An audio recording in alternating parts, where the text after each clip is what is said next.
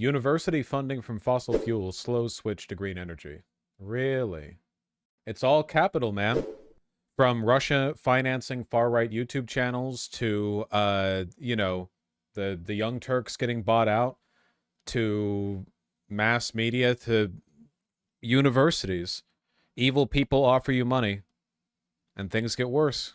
How can you be a liberal in this environment when the systemic claim is so objectively true?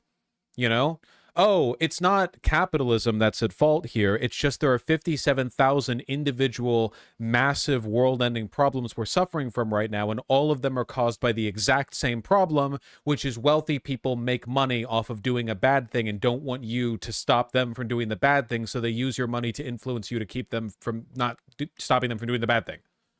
How do you see this happen all the time everywhere and not get like a, oh, it might be the bourgeoisie kind of vibe?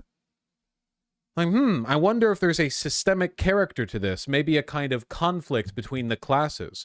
I wonder if history might be, I don't know, shaped by the conflict between members of these different classes, or a kind of historical material influence, one might say. I don't, like, how do you... Yeah, no, all these individual problems that have the exact same character to them are disconnected from a central system that kind of guides these problems, you know? What do you say to the argument that even in a socialist society where markets exist, so market socialism, large co-ops would still do these things? The argument then would be, rather than evil things being done that only benefit a very small group of people, the bourgeoisie, right, the owners, you would instead have massive decentralized, transparent, and democratic processes, which would significantly decrease the likelihood of any, like, you know, improprieties along that line. Like, let me put it this way, okay? Right now, there are probably a few dozen billionaires in America that have an ungodly amount of power in swaying the interests of both political parties towards things like fossil fuels, you know, anti-democratic political reform, certain foreign interests, right? There's a lot of stuff you can tie them to. How would you do that with, like, cooperatives? Like, how would you have that happen if there were no bourgeoisie, but rather large cooperative? Would you have, like, hey, all 30,000 members of this worker co-op, vote if you want to dedicate a portion of our corporate funds towards buying out universities and making them, you know, falsify studies on the effect of climate change? How do you do that, right? It turns out that most of these problems aren't just caused by money. They're caused by extreme disproportionate investment in very small groups of people, because it's kind of difficult to run that gamut otherwise. Force feed them red pills? Why? Who would do that? There's no single person who benefits from that corruption. Like think about it logically, right? It's not just a corporation does a bad thing. It's a corporation which is run autocratically from on high, has a very tiny group of people at the very top, the shareholders, the CEO, whatever, who have money and power and act surreptitiously in order to covertly influence other institutions in order to serve their own interests. But in this case, you have to do all of that, except they're not serving their own interests. They're serving the interests of a massive cooperative surreptitiously. Like, stealthily? Am I misusing that? I might be misusing that. This is surreptitiously in my head. That means stealthily. Whatever. You get the point, okay? Contextually determine what I'm saying. Demure. Shiftless. Ameliorate. Surreptitiously! Surreptitiously! Like syrup. That's right. Surreptitiously. Okay. Very demure. Very demure. Thank you. You do so by telling them that reducing operational costs will increase the firm's revenue to the petite bourgeois worker owners. What are you talking about? Petite bourgeois worker owners? Working at a worker cooperative doesn't make you petite bourgeois. That's not what petite bourgeois means. Petite bourgeois means you own a small business. Also, how exactly would you do that logically? Like, company pamphlets from on high where they're like, hey, everyone, don't worry, dumping chemicals into the river isn't going to pollute your drinking water? Like, I know you all live here and everything, but are petite bourgeois bad? Yes, they're the worst. There would be no on high, though. Yeah, I'm not saying corruption can't happen. It's just like, the way in which corruption happens is so obviously a product of class distinction, you know? It's not just corporations, it's not just wealth, it's that there's a very small group of people on top and a lot of people down here who suffer when they benefit. It's not just like company back and forths, you know? Also, how would different worker cooperatives work together? The bourgeoisie have a shared interest in their class. Why would different managing structures of different corporations work together if their only shared interest was... what? What's their shared interest? It's not wealth. They're not wealthy. You know? Anyway, I don't want to give the impression that I think this would solve all issues. I'm only saying I think it's a critical improvement. All 30,000 members of a co-op vote to lower their wages to spend money on fossil fuel lobbying. I mean, not literally impossible. I just don't think you'd get the same outcomes as we do now. I genuinely think that a lot of the, like, again, this is a class analysis thing, right? It's not just market economy, you know? A lot of these problems that we see crop up time and time again, it's not just people having money or people having interests. It's a different group of people. And here's a question. Here's something to chew on. Here's something to get your noggins jogging, okay? Let's say, for example, let's take, for example, the fact that fossil fuel corporations use their money to lobby the government and spread misinformation about climate change. They lobby politicians, they buy off politicians, they buy off universities, they falsify studies, they do a lot of stuff, okay? Now, as we know, this behavior that they engage in, their strategy for doing so, their reasons for doing so, aren't like public knowledge. Like the fact that they lobby is public knowledge, but generally speaking, oil companies aren't screaming from the rooftops, hey, we are buying fake studies from this university. We are paying off your politician. Like they don't normally, this isn't something that they normally broadcast, right? So why then, since workers at fossil fuel companies definitely benefit from those fossil fuel companies staying in business, why don't they let the underlings in on the game, right? If it's not a product of class distinction, but rather just of corporate interest, why aren't they saying to all their low-level workers, hey, you who works at the oil rigs in Alaska, hey, you who works at the refinement plant, hey, you who works at the power, or the power station, everyone in on this. We all benefit from fossil fuel continuing to be used, so let's all get involved in it, you know? Yeah, we're doing crimes over here. Want to join? They don't. They don't do that.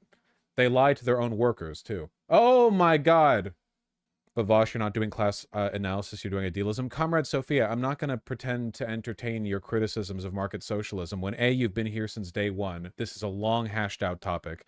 And B, you already misused petit bourgeois, okay? I know, I get it. Market socialism isn't the ideal end goal. It's just objectively preferable to what we have now. The elimination of the bourgeoisie is a necessary prerequisite before we can do anything.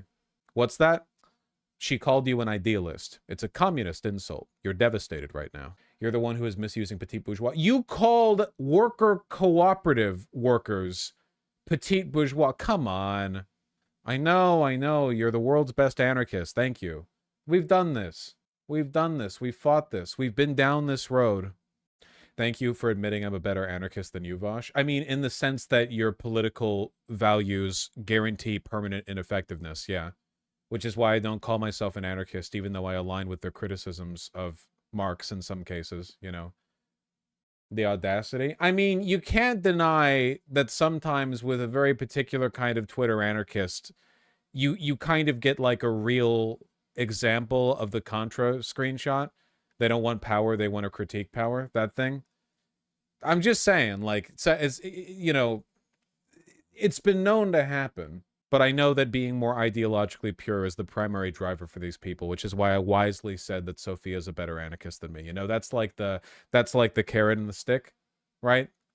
Oh yeah, you've been so effective, Vaush, in pushing Biden left, Lamau. How can you be a participant in this community for like fucking 5 years, Comrade Sophia, and still misrepresent my position so aggressively? It doesn't speak well to your intelligence or your interest in engaging in good faith. Not that I should even be talking to someone who would so aggressively misuse petit bourgeois, calling me an idealist. From a fucking anarchist? saying I'm stinky while bathing in the ocean of piss and shit. I see you down there. Idealist. From a group of people who have nothing but ideas. Yeah, Biden pushed left so hard that he left the race. He actually he got pushed left so hard by Pelosi that he abandoned the establishment entirely. Biden said, actually, entryism doesn't work. I'm giving it up, and he left. We only got in the most pro-union candidate in modern history. I mean, my only argument is that it would have been worse if Trump had won in 2020, but all you need to be a good leftist online is the endlessly critiquing power screenshot and the firebomb of Walmart screenshot. Yeah, it is true that those are really effective most of the time because that's all most online lefties want to do. That being said, a lot of liberals will also misapply those two and just use them against anyone who ever does any critiquing, which is like, they should be applied to anti-electoralists or people who actively reject any bid for influence because it would like delegitimize them. The people who attack AOC for her complicity in the system, perfect example, right? But then you've got liberals who are like, you know, some lefty will be like, man, I can't believe we have to work until we die. I don't want to be working at 83 years old. And then they'll get quote tweeted by someone with a globe emoji in their name with they don't want power. Lefties don't want money. They want to critique money. Good video on the nuances of the definition of proletariat for your own time by Zoe Paker. But I don't care. 2-hour video. Yeah, I don't believe in this. I've only gotten smarter since I stopped engaging with theory or people who talk about it. 2 hours. Listen, a proletariat is when somebody is when you like them and they've got a flat cap, and bourgeoisie is when someone's got a top hat. I don't understand why people have to make this so fucking complicated. I've never understood why it's called market socialism when the state in this context would be planning like half the economy. Well, nothing that I described involved government planning. I was just talking about worker cooperatives. I do also believe in decommodification of many industries, ideally, eventually, basically all of them. But a mixed economy is still capitalistic, you know. If you're up to your ankles in shit, you're still kind of covered in shit, right? That's true, Tempest. That's true. 18 trillion pages of theory written, and for what? How many communist countries are there? How many anarchist countries are there? How many anarchist states have you built? None? All right. But if you want to critique anarchists for getting nothing done, okay, then, you know, the grand poobahs of never getting anything done would definitely be the Marxist-Leninists. How many people dead and how many revolutions and how much communism built? 0. Nothing. That's crazy. I mean, fuck, at least the anarchists only invested, like, Twitter shitposting. Imagine having an actual army and still not building socialism. Ridiculous. Democracy took a long time to get off the ground as well, to be fair. Yeah, but Soviet-style socialism is a downgrade to liberal democracy. Is shitposting a marketable skill? I mean, it's in the ballpark for me, right? 100% of MLs stop right before achieving criminal. Yeah, 100% of Marxist-Leninists stop executing political dissidents right before achieving total global communism. This discussion around the tyranny of minor differences is giving me cancer. Genuinely, and I mean this sincerely, I know this sounds like another one of those things that I'm shitposting about, but I mean it. I genuinely think that you will be smarter and more effective as a leftist the less you consume theory or engage in discussions of it. Someone's trying to bicker about terminology with you, don't engage, okay? Someone's telling you that you're not a real adherent to an ideology because you haven't read 4,000 pages from the founder of that ideology, sort of, kind of, asterisk, they're not really the founder, they're just a prominent theorist. Don't engage, okay? There are critical ideas that you should engage with, but for a lot of people, the theory is the beginning and the end, you know? The fucking, the alpha and the omega, right? They just want to be the most refined theorist, the biggest learner, which should not be the goal of what we're doing here. If you enjoy that stuff, then by all means, sure, but don't let it handicap you. Take note, Vaush is telling you to not read or take on ideas so he can be the sole font of knowledge for you. Good critical engagement, Comrade Sophia. That's true. My critique can only come from a place of, what would the term for that be? Cult making? Self-aggrandizement? I mean, to an extent, sure. Don't you technically do theory with your streams? Usually, like, I implement sociological theory, but when I say do theory, I mean the people who are always jerking themselves off about listening to this person or that person or reading this or reading that. Every other ideology, every other political ideology, they don't do this. It's just leftists.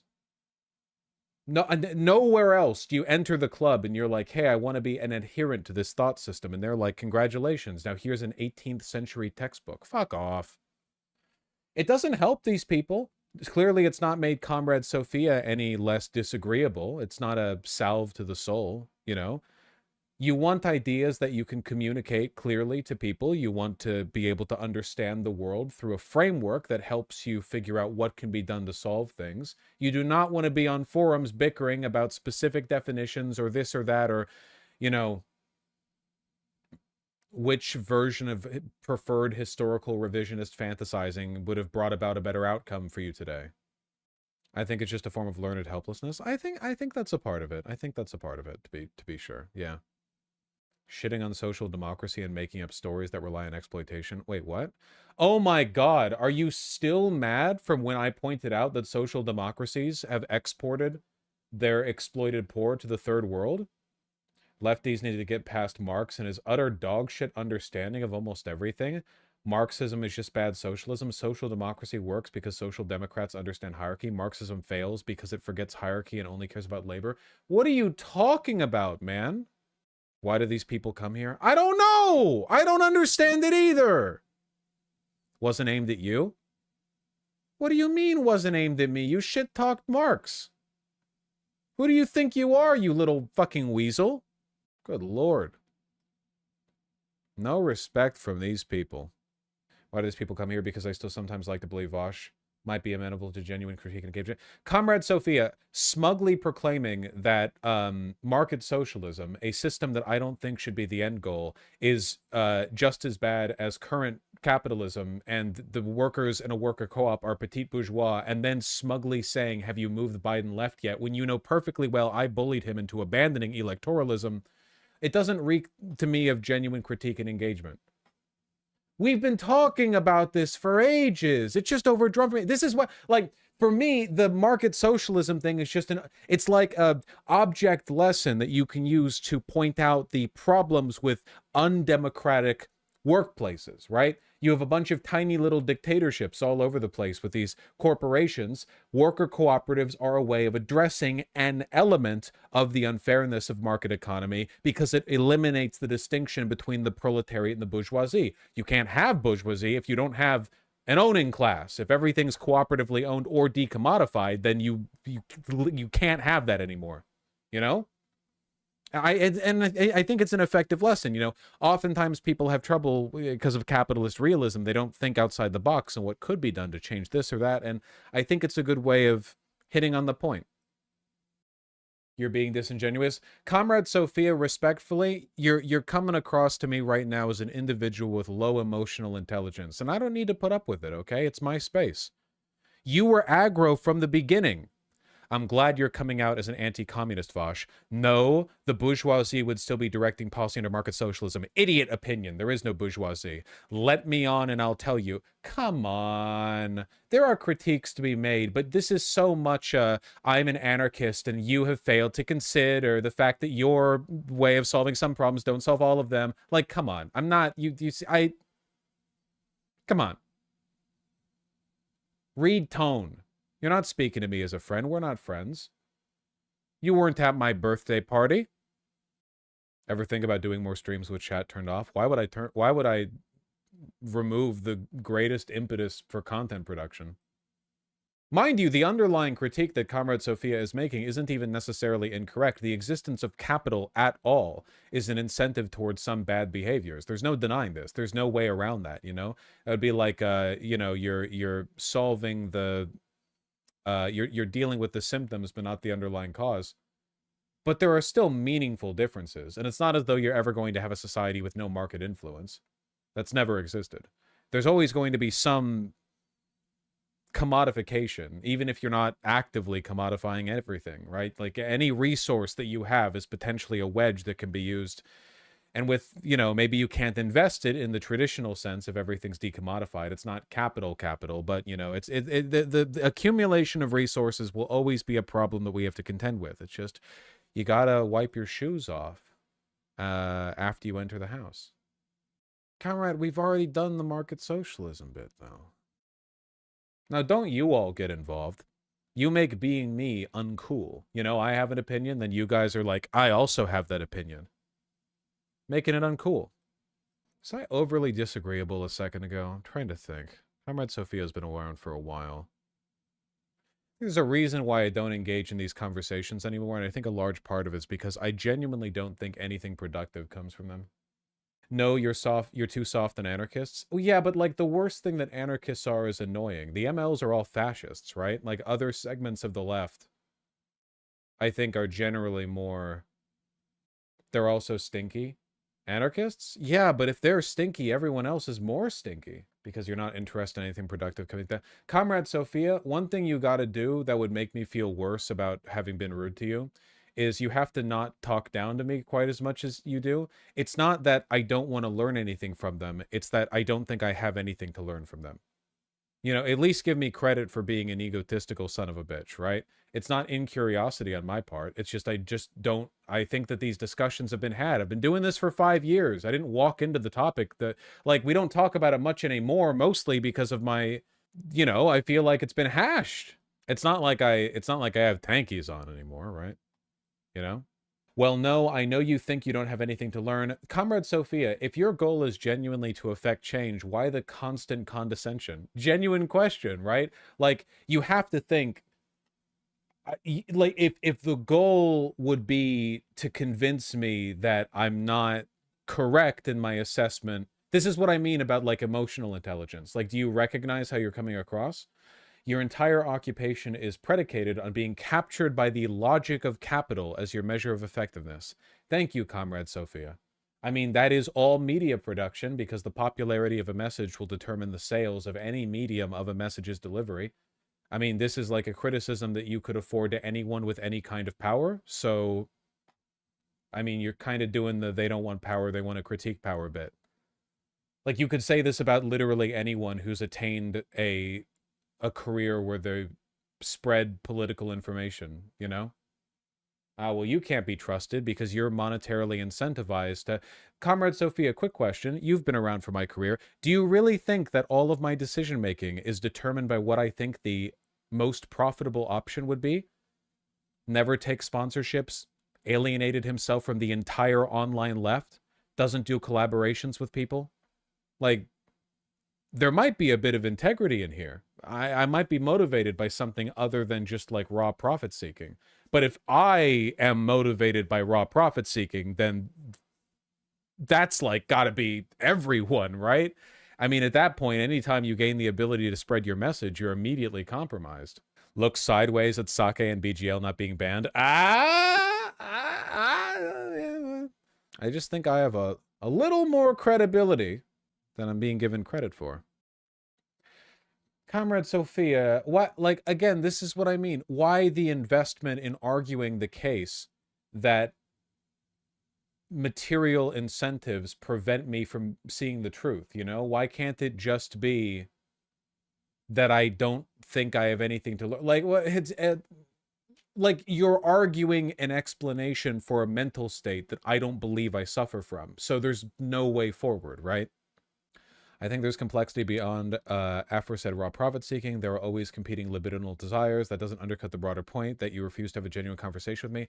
Comrade Sophia, I don't talk to anyone. Why are you so special? And Strawman, my argument is saying it wouldn't even be a marginal improvement when the ask was how you could get a co-op to vote for capital's interests. I already went back. I saw your messages. You were condescending from the get-go. I mean, being like uppity about getting on stream would be one thing if I still had people on decently often, but I don't anymore. I don't know why I'm entertaining this. Main character is getting bored. I just don't understand the insistence on telling me what or why I am or what I think or whatever, when it would be easier to accept the idea that I just legitimately do not believe. What are we even arguing about? They don't want power. They want to critique power. Folks in this chat have been banned for less. Yeah, but we reward sincerity, I think. No wonder. It's not that I don't think I could ever learn from an anarchist or whatever. That'd be pretty dumb of me. It's just that in the specific, it's like a specific type of conversation that only happens in the, you know, it only happens in like a minute sub-fraction of the left, right? Where you have people being like, you know, let's spend hours talking about the terminology 19th century authors used to describe X and how it applies to Y.